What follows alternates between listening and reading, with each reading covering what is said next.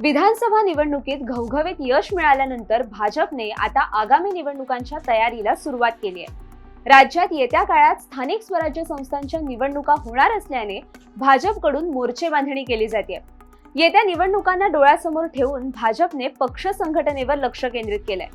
भाजपकडून सध्या सदस्य नोंदणीला विशेष प्राधान्य देण्यात आलंय.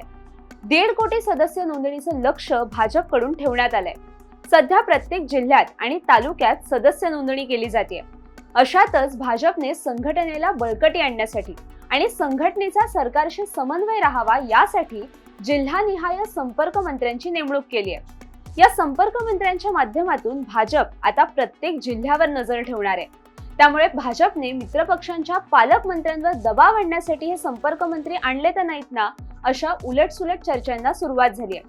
त्यामुळे नेमकी ही बातमी काय आहे आणि भाजपचं त्यामागचं उद्दिष्ट काय आहे हेच या व्हिडिओतून जाणून घेऊया. नमस्कार, मी तन्वी गुंडे आणि तुम्ही पाहताय माय महानगर लाईव्ह. बातमी काय आहे ते आधी समजून घेऊ.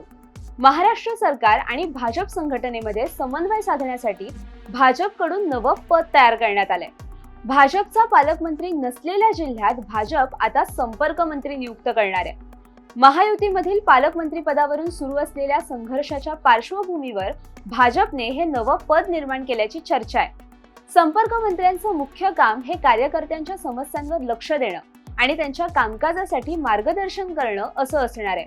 या नियुक्तीमुळे कार्यकर्त्यांची असंतुष्टी कमी होईल आणि सरकारमध्ये त्यांचा सहभाग वाढेल अशी अपेक्षा भाजपच्या नेत्यांची आहे. संपर्क मंत्र्यांचं काम काय असणार त्यावरही एक नजर टाकूयात. संघटना आणि सरकारच्या समन्वयासाठी संपर्क मंत्री काम करतील. पक्षाचे कार्यकर्ते, पदाधिकारी यांचे आणि त्यांच्या माध्यमातून जनतेचे कोणतेही काम अडून राहू नये याकडे लक्ष देतील. सरकारमध्ये पक्ष कार्यकर्त्यांचाही सहभाग असावा यासाठी संपर्क मंत्री प्रयत्न करतील. ज्या जिल्ह्यात भाजपचा पालकमंत्री नाही तिथे जाऊन आपल्या पक्षाच्या कार्यकर्त्यांच्या भावना संपर्क मंत्री जाणून घेतील. युतीच्या राजकारणात कार्यकर्त्यांना त्रास होऊ नये किंवा त्यांच्यावर अन्याय होऊ नये याची काळजी संपर्क मंत्री घेतील. संपर्क मंत्री म्हणून कोणत्या जिल्ह्यात कोणाची नियुक्ती करण्यात आली आहे हे देखील जाणून घेऊयात. कोल्हापूर माधुरी मिसाळ, छत्रपती संभाजीनगर अतुल सावे, पुणे चंद्रकांत पाटील, जळगाव गिरीश महाजन, सातारा शिवेंद्रराजे भोसले, धाराशिव जयकुमार गोरे, हिंगोली मेघना बोर्डीकर, नंदुरबार जयकुमार रावल, बुलढाणा आकाश पुणकर, यवतमाळ अशोक उईके, ठाणे गणेश नाईक, वाशिम राधाकृष्ण विखे पाटील, बीड पंकजा मुंडे आणि गोंदिया पंकज भोयर. जिथे मित्रपक्षांचा पालकमंत्री तिथे असणार भाजपचा संपर्क मंत्री. भाजपने नेमलेल्या संपर्क मंत्र्यांवरून आता उलटसुलट चर्चांना सुरुवात झाली आहे. संपर्क मंत्र्यांची नेमणूक करून भाजप अप्रत्यक्षपणे मित्रपक्षांच्या पालकमंत्र्यांवर दबाव निर्माण करताय का असा सवाल उपस्थित होऊ लागलाय. नाही म्हटलं तरी 3 पक्ष एकत्र आल्याने महायुतीत पदांवरून रस्सीखेच सुरू आहे. अशा वेळी भाजपला महत्वाच्या पदांचा त्याग देखील करावा लागलाय. मंत्रीपद असो की पालकमंत्रीपद असो, अनेक महत्वाची पदं भाजपला मित्रपक्षांना द्यावी लागली आहेत. भाजपने त्यामागची भूमिका घेतली असली तरी त्यांची राजकीय महत्वाकांक्षा लपून राहिलेली नाही. त्यामुळे भाजपने नेमलेले संपर्क मंत्री हे राजकीय महत्वाकांक्षेचाच एक भाग असल्याचं दिसून येते. जिथे शिंदेच्या शिवसेनेचे किंवा दादांच्या राष्ट्रवादी काँग्रेसचे पालकमंत्री आहेत तिथेच भाजपने संपर्क मंत्र्यांची नेमणूक केली आहे. त्यामुळे भाजप या संपर्क मंत्र्यांच्या माध्यमातून पालकमंत्र्यांवर वॉच ठेवणार असल्याचं दिसून येते.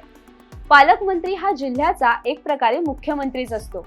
जिल्ह्याच्या कारभाराची सर्व सूत्र ही पालकमंत्र्यांच्या हातात असतात. त्यामुळे हे पॉवरफुल पद दुसऱ्या पक्षाकडे गेल्याने स्वपक्षीय आमदारांवर आणि कार्यकर्त्यांवर अन्याय होणार नाही ना याची काळजी भाजपकडून घेतली जाते. आता पुण्याच्या बाबतीत बोलायचं झालं तर जिल्ह्यात भाजपचे 9 आमदार आहेत तर राष्ट्रवादी काँग्रेस आणि अजित पवार गटाचे 8 आमदार आहेत.